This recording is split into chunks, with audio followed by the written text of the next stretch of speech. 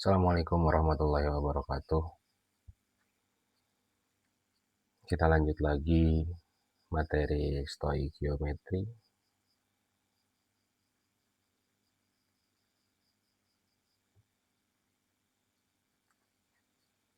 Untuk materi di minggu depan.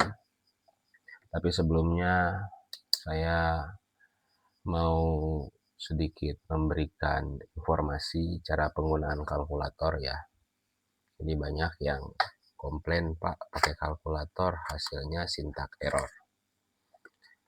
Error atau sintak error daripada kalkulator bisa disebabkan karena kalian menginputkan operasi hitung yang salah sehingga kalkulatornya tidak bisa menjawab, atau memang ada settingan di kalkulator yang mungkin tidak sengaja kalian pencet. Kalau masalah cara menginput nilai operasi hitung dan lain sebagainya pada kalkulator, harusnya kalian udah bisa. Untuk meminimalisir kesalahan, sebaiknya operasi hitung itu 1 lawan 1. Misal 1 kali 2 tambah 3 bagi 4 dan lain sebagainya. Selesaikan satu-satu, jangan langsung dimasukkan semuanya ke dalam kalkulator. Banyak kejadian kalian melakukan operasi hitung, ingin cepat selesai, semua angka dimasukkan, semua operasi hitung dimasukkan, sehingga menyebabkan kalkulatornya kebingungan. Apa sih maksudnya? Jadi untuk meminimalisir operasi hitung yang menyebabkan kalkulator salah, lebih baik operasi hitung dilakukan satu persatu, runut, jangan ingin cepat selesai. Misal 1 kali 2 tambah 3, selesaikan dulu 1 kali 2 berapa, baru tambah 3, dan seterusnya. Jangan sampai kalian input langsung semua dimasukkan. Jadi satu angka diselesaikan operasi hitungnya, apakah itu dikali, apakah itu dibagi. Atau opsi kedua, kalian lakukan boleh langsung semua angka dimasukkan, tapi gunakan tanda kurung. Tanda kurung ini untuk mengamankan. Untuk mengamankan bahwa di dalam tanda kurung itu harus dilakukan operasi hitung yang pertama kali, atau dicari dulu hasilnya. Baru selanjutnya melakukan operasi hitung yang lain. Pada mata pelajaran matematika harusnya paham bahwa untuk menandakan bahwa itu harus dihitung terlebih dahulu, gunakan tanda buka kurung dan tutup kurung. Itu ya teknik operasi. Atau opsi 2, kalian salah-salah pencet sehingga menyebabkan kalkulator ketika menerima operasi hitung yang sudah sesuai tetap sintak error. Ini tanda kalau kalkulator normal ya. Hanya ada simbol D di sini dan tidak ada angka apa-apa lagi kecuali angka 0. Kalau ada titik-titik keterangan di sini, bagaimana untuk mereset kalkulator ini biar dia kembali pada kondisi normal? Mudah saja, pencet shift, mode, pencet nomor 3, yang AL ya, ini pencet nomor 3, reset AL. Reset itu berarti kembalikan ke setelan awal. Pencet sama dengan 2 kali. Ini sudah selesai. Oke. Jadi opsinya kalau kalian hasil hitungnya sintak error, bisa jadi karena informasi input yang dimasukkan pada kalkulator tidak sesuai dengan kaidah yang menyebabkan kalkulator pusing, atau kalkulatornya yang belum direset ke setelan awal. Jelas ya. Kemudian yang kedua, jangan lupa ketika melakukan perhitungan, khususnya yang koma-koma atau pangkat-pangkat, kalian harus perhatikan posisi kanan sebelah sini. Tadi pas ulangan ada benar bagian hasil koma di depannya, tapi tidak dimasukkan pangkat berapa di belakangnya. Saya kasih contoh nih di sini. 0,0000. Ya, misal ya, ini masalah aja angkanya. Nah, kalian kalau menjawab 1,61 betul, hanya saja belum lengkap. Karena lihat di belakang sebelah kanan. Kecil sekali memang. Ini artinya kali 10 pangkat minus 3. Ini minus 3. Kalau seandainya tidak ada minusnya berarti kali 10 pangkat berapa gitu. Dan ini harus dimasukkan. Angka depannya harus dimasukkan, pangkatnya juga harus dimasukkan. Kalau hanya memasukkan angka depannya salah. Jelas? Setiap perhitungan apapun, khususnya kalau dia menggunakan pangkat atau yang komanya panjang sekali, angkanya desimal yang panjang sekali. Jelas? Saya tidak mau ada kesalahan menggunakan kalkulator. Saya bilang, kalian paham rumus, ngerti rumus, ingat rumus, tapi kalian tidak bisa menggunakan kalkulator, itu juga percuma. Malah lebih baik ngitung manual aja kalau kayak gitu. Oke, 5 menit penjelasan terkait kalkulator. Kita masuk ke konsep stoikiometri lanjutan. Kan minggu lalu sudah dijelaskan bahwa konsentrasi atau dalam bahasa sederhananya kadar atau jumlah suatu zat, ya. Kalau kimia kan ngebahas terkait zat kimia, ya, jumlah suatu zat. Paling sederhana adalah mol. Ya, apa mol itu? Banyak, ada 3 ya, ya secara umum. Ada mol berat, gram dibagi ml atau gram dibagi AR. Ada mol volume. Mol volume itu ada yang STP 0 derajat Celcius, ada yang RTP 25 derajat Celcius. Kalau yang STP liternya dibagi 22,4. Kalau yang RTP liternya dibagi 24,4. Hati-hati, jangan tertukar. Dan mol yang ketiga adalah mol partikel, di mana jumlah partikel dibagi 6,02 kali 10 pangkat 23. Cara menyelesaikannya juga sudah saya kasih contoh di video sebelumnya. Materi kita sekarang maju dari mol ini. Kita bisa mengkonversi pada satuan konsentrasi yang lain. Yang pertama adalah molaritas. Simbolnya adalah M besar. Molaritas. Yang kedua adalah molalitas. Hati-hati jangan tertukar, ini molalitas. Simbolnya adalah M kecil. Memang sangat tipis sekali, tapi rumusnya berbeda jauh. Yang terakhir adalah fraksi mol. Kita akan bedah satu-satu. Simbolnya apa ini, Pak? Ini simbolnya X. Saya tidak akan fokus pada simbol, tapi lebih fokus pada pemahaman apa itu molaritas, molalitas, dan fraksi mol. Jadi ini adalah satuan konsentrasi turunan dari mol, karena pada dasarnya adalah mol. Kita mulai yang pertama dari molaritas, ya. Molaritas.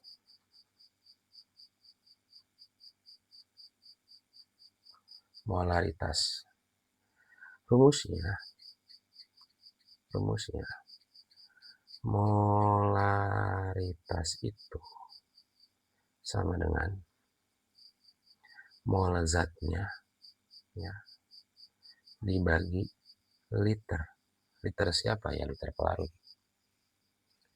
Jadi kita lagi ngebahas larutan, karena ini posisinya sudah dilarutkan, ya.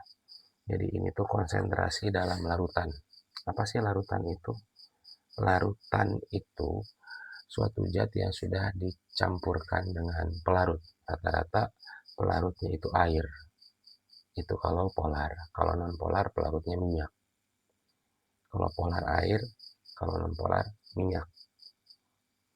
Oke, begitu. Pak, kalau di soal tidak ada molnya berarti bagaimana? Ya harus dicari. Harus dicari. Pak, berarti 2 tahap dong? Iya. Pertama cari molnya, kedua baru cari molaritas. Bisa nggak Pak dibikin 1 tahap? Bisa. Ini bisa dirubah.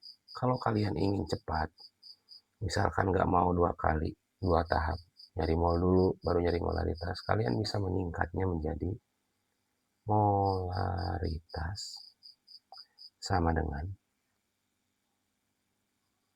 gram zat, ya kan? Gram zatnya dibagi mr zat atau ar zat, bisa tergantung dia molekul atau unsur, molekul atau atom, dikali liter pelarut.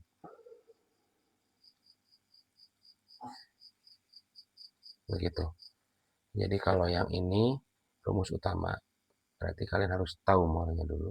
Kalau yang ini rumus singkat, biar cepat.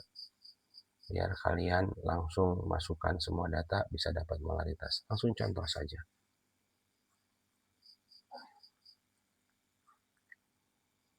Berapa molaritas dari 10 gram NaOH yang dilarutkan dalam misalkan 0,2 liter air. Oke, karena mol itu gram dibagi mr, otomatis kita harus cari mr-nya dulu. Mr siapa ya? Zatnya siapa? NaOH. Na itu 23, O itu 16, H itu 1 ya. Total karena NaOH Na-nya 1, O-nya 1, H-nya 1 ya, tinggal dijumlahkan saja. 10, 40. Ini mr-nya. Pakai cara yang ini dulu ya. Berarti 2 tahap. Pertama kita cari molnya dulu. Gram dibagi mr. Berapa gramnya? 10. Dibagi mr-nya 40. Dapat berapa? 0,25 mol. Oke. Ini satu tahap. Belum selesai karena yang ditanya molaritas. Molaritas. Bukan molaritas, molaritas. Beda rumusnya nanti. Kemudian kita cari molaritasnya. Molaritas sama dengan mol dibagi liter. Berapa molnya? 0,25. Berapa liternya? 0,2 liter. Oke. Berapa hasilnya? Kalkulator. 0,25 dibagi 0,2. 1,25. 1,25 molar. Jawabannya 1,25 molar. Pak, coba pakai rumus yang satu lagi, yang ini, yang langsung beres boleh. Rumusnya kan molaritas sama dengan gram zat dibagi mr zat dikali liter pelarut. Gram zatnya berapa tadi? 10 gram. 10 mr zatnya 40. Oke. Dikali liter pelarutnya 0,2. Nah, maksud saya di sini kalian kalau menghitung seperti ini, selesaikan dulu satu persatu. Mana dulu? Kali dulu ini. Beresin dulu. Berarti 10 dibagi 40 kali 0,2. 40 kali 0,2. 8 ya. Nah, udah beres. Yang bawah baru hitung 10 bagi 8. 1,25 molar. Sama enggak jawabannya? Sama. Silahkan kalian mau pakai yang 2 tahap boleh, mau pakai yang 1 tahap boleh. Pak, rumusnya dihafalkan. Ya dihafalkan dong, kalau ujian kan nggak selalu open book. Jelas. Pak, bagaimana kalau yang ditanyakannya bukan molaritas, justru molaritasnya diketahui? Saya sudah berkali-kali bilang, kalian harus bisa mengkonversi rumus. Oke, mengkonversi rumus. Jadi pada dasarnya molaritas ini, rumus ini, molaritas itu per 1. Karena apapun dibagi 1 ya tetap nilainya sendiri. Dibagi gram zat ya, dibagi mr dikali liter. Bagaimana kalau yang ditanyakan gram? Kalau yang ditanyakan gram, berarti biarkan gram ini sendiri teman-temannya suruh pindah. Siapa teman-teman gram dalam satu kamar? Ada MR dan liter. MR-nya pindah ke kiri, liternya pindah ke kiri. Di mana posisinya? Jika MR dan liter ini posisinya di bawah, maka pindah ke kamar sebelah, pindah ke atas.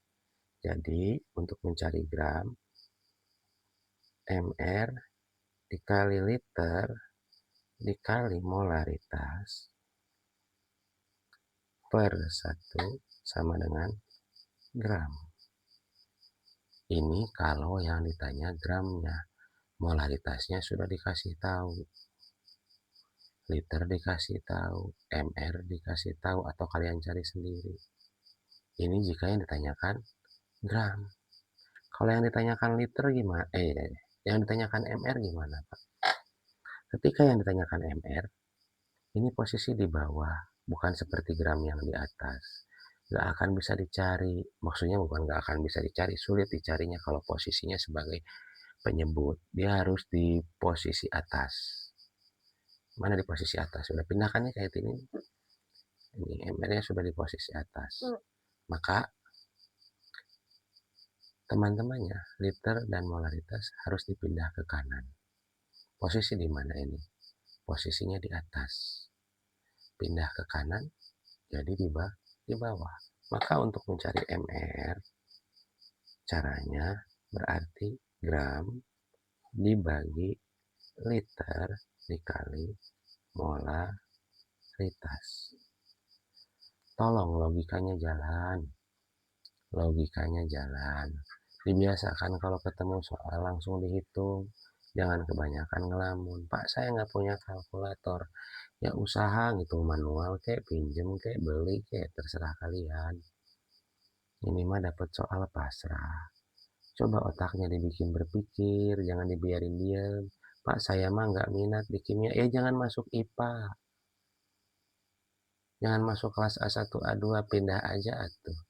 Kalau nggak suka kimia mah, nggak suka hitung-menghitung. Justru otak kalian kebanyakan diam. Harus berpikir logis, dipakai mikir, dipakai ngotret. Ngotret jangan cuma dalam pikiran, ngotret di kertas. Pak, nanti juga hasilnya salah, setidaknya sudah berusaha. Sudah memaksakan otak untuk berpikir. Gitu, ya. Ini mah nggak ujian, nggak latihan. Jengong aja. Astagfirullahaladzim. Ya, berubah ya. Oke, ini kalau mencari gram, rumusnya ini. Kalau mencari MR, rumusnya ini. Kalau mencari liter, ya sama saja. Berarti liternya tetap, MR dan molaritasnya pindah. Sama dengan gram dibagi MR dikali molaritas.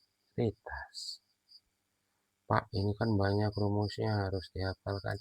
Ini cuma satu rumus sebenarnya. Rumusnya ini diturunkan biar sekali jalan, jadinya ini.